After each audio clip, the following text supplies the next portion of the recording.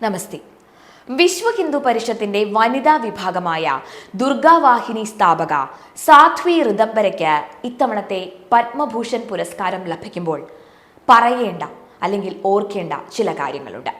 സാധ്വിജി തന്റെ ജീവിതം മുഴുവനും സമൂഹത്തിന്റെയും മതത്തിന്റെയും ഉന്നമനത്തിനായാണ് സമർപ്പിച്ചത്. ഉപേക്ഷിക്കപ്പെട്ട എണ്ണമറ്റ കുട്ടികൾക്കും നിരാലംബരായ സ്ത്രീകൾക്കും വേണ്ടിയുള്ള അവരുടെ കരുതൽ സമാനതകളില്ലാത്തത് തന്നെയാണ്.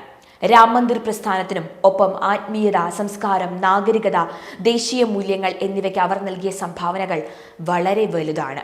അതേസമയം സാമൂഹിക പ്രവർത്തനങ്ങളിലെ സംഭാവനകൾക്ക് പത്മഭൂഷൺ നൽകാനുള്ള സർക്കാർ തീരുമാനത്തെ വിശ്വ ഹിന്ദു പരിഷത്ത് വളരെ സന്തോഷപൂർവ്വം സ്വാഗതം ചെയ്യുന്നതായി വിശ്വ ഹിന്ദു പരിഷത്ത് ദേശീയ വക്താവ് അറിയിച്ചു. ഗുരുവായ സ്വാമി പരമാനന്ദഗിരിയുടെ ഉപദേശപ്രകാരവും സ്വാധീനവും കൊണ്ടാണ് കോളേജ് വിദ്യാഭ്യാസത്തിന് ശേഷം നിഷ എന്നു പേരുള്ള പെൺകുട്ടി സാധ്വി ഋദംബര ആയത്. അയോധ്യ ജന്മഭൂമി സമരത്തിൽ ഋദംബരയുടെ പ്രസംഗങ്ങൾ അക്ഷരാർത്ഥത്തിൽ സകലരെയും ത്രസിപ്പിച്ചിരുന്നത് തന്നെയായിരുന്നു. എതിരാളികളെ പോലും അതിൻ്റെ പേരിലാണ് ഋദംബര പ്രശസ്തയായതും. പക്ഷേ അതിനുമപ്പുറം മാനവസേവ, മാധവസേവ എന്ന മന്ത്രത്തിൽ ഗാഠമായി വിശ്വസിക്കുന്ന ഒരു സന്യാസിനിയാണ് അവർ. ആ സേവനയാത്ര എത്തി നിൽക്കുന്നത് ഇപ്പോൾ പത്മവിഭൂഷണിലും. 1997 രാമജന്മഭൂമി വിഷയം കത്തി നിൽക്കുന്ന ആ സമയത്താണ് ഉത്തർപ്രദേശിലെ ഒരു തെരുവിൻ്റെ ചാരെ കണ്ട അല്ലെങ്കിൽ അവിടെ ഉപേക്ഷിക്കപ്പെട്ട ഒരു ബാലനെ ഒരു സ്വാമി കൈകളിലെടുത്ത വഴിയിൽ നിൽക്കുന്നതായി ഇവർ കാണുന്നത്. ഭേഡ്വാലെ ബാബ എന്ന പേരിൽ അറിയപ്പെടുന്ന സുരേശാനന്ദയായിരുന്നു ഋദംബര സഞ്ചരിച്ചിരുന്ന ആ വാഹനത്തെ തടഞ്ഞു നിർത്തിയ ആ ഒരു സന്യാസി. പുറത്തിറങ്ങിയ ഋദംബരയുടെ മടിയിൽ ആ കൈക്കുഞ്ഞിനെ നൽകിയതിനു ശേഷം അദ്ദേഹം ഇങ്ങനെ പറഞ്ഞു: ഋദംബര, കടുവയെപ്പോലെ നീ ആവശ്യത്തിലധികം ഗർജിച്ചു കഴിഞ്ഞിരിക്കുന്നു. ഇനി ഗംഗയെപ്പോലെ വാത്സല്യപ്രേമം നീ ചൊരിയൂ.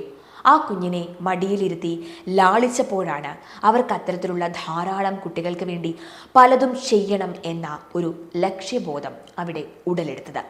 അങ്ങനെ ആ കുട്ടിയെയും മടിയിലിരുത്തി സ്ഥാപിച്ച സ്ഥാപനമാണ് വൃന്ദാവൻ വാത്സല്യ ഗ്രാമം.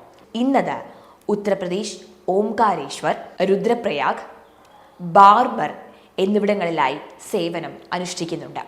കുട്ടികൾ, സ്ത്രീകൾ, പ്രായമായവർ എന്നിങ്ങനെ 3 തരത്തിലുള്ളവരെയാണ് ഈ ആശ്രമങ്ങളിൽ സംരക്ഷിച്ചു പോരുന്നത്. കുട്ടികൾക്കായി തീർത്തും ആധുനിക വിദ്യാഭ്യാസവും പൗരാണിക വിദ്യാഭ്യാസവും ആശ്രമത്തിന്റെ കീഴിൽ സ്കൂൾ വഴി നൽകുന്നുണ്ട്. സ്ത്രീകൾക്ക് സ്വയം പര്യാപ്തത നൽകുന്നതിന് വേണ്ടി ധാരാളം പദ്ധതികൾ ഈ ആശ്രമത്തിന്റെ നേതൃത്വത്തിൽ ഇപ്പോൾ നടത്തുന്നുണ്ട്. അമേരിക്കയിലെ ഹൂസ്റ്റൺ, ടെക്സാസ്, ലോസ് ഏഞ്ചൽസ് തുടങ്ങിയ അനേകം വിദേശ രാജ്യങ്ങളിലെ ഹൗസ് ഓഫ് മേയേഴ്സിൽ നിന്നുള്ള ബഹുമതികൾ സാധ്വി ഋദംബരയ്ക്ക് ലഭിച്ചിട്ടുണ്ട് എന്നത് പലർക്കും ഇപ്പോഴും അറിയില്ല. അവരുടെ ആശ്രമത്തിന് ഗോൾഡൻ റെക്കോർഡ്സ് ഓഫ് ബുക്സിൽ ഇടമുണ്ട് എന്നതും അധികമാരും പറഞ്ഞ് കേട്ടിട്ടുമില്ല. ആരെയും മതം മാറ്റുകയോ ആശ്രമത്തിലെത്തിയതിനു ശേഷം മതം പ്രചരിപ്പിക്കാനോ അവർ സ്വീകരിക്കുന്ന കുട്ടികളെയോ സ്ത്രീകളെയോ ഒന്നും തന്നെ ഇവർ ഉപയോഗിക്കാറില്ല. എല്ലാവരെയും വളർത്തി സ്വയം പര്യാപ്തത നൽകി ജീവിക്കാനാണ് പഠിപ്പിക്കുന്നത്. പലരുടെയും വിവാഹം വരെ നടത്തിക്കൊടുക്കുന്നു. സ്തുത്യർഹ്യമായ ഈ സാമൂഹിക സേവനത്തിനാണ് ഈ സന്യാസിക്ക് രാഷ്ട്രം പത്മവിഭൂഷൺ നൽകി ഇപ്പോൾ ആദരിച്ചിരിക്കുന്നത്. അല്ലാതെ എല്ലാത്തിലും മതം കാണുന്നവരെ പോലെ ഹിന്ദുക്കൾ ഹിന്ദുവായതുകൊണ്ട് മതം നോക്കി നൽകിയതല്ല ഇത്. രാമജന്മഭൂമി സമരത്തിന് നൽകിയ അതുല്യ സംഭാവനകൾ മാത്രം ഓർത്തിട്ടുമല്ല ഇത്. ദ പൈനിയർ എന്ന മാധ്യമം രാമജന്മഭൂമി സമരത്തിൽ പങ്കെടുത്ത അതേ ഫയർ ബ്രാൻഡ് സ്ത്രീക്ക് എങ്ങനെയാണ് ഇത്രയും സ്നേഹമയിയാകാൻ കഴിയും എന്നത് ചോദിച്ചപ്പോൾ അവർ നൽകിയ ഉത്തരം ദേ ഇങ്ങനെയായിരുന്നു: തണുത്ത വിറകിലെ പുകയാകുന്നതിനേക്കാൾ അഗ്നിയാകാനാണ് ഞാൻ ആഗ്രഹിച്ചത്. അതുകൊണ്ട് ഞാൻ രാംലല്ലയ്ക്കൊപ്പം നിന്നു.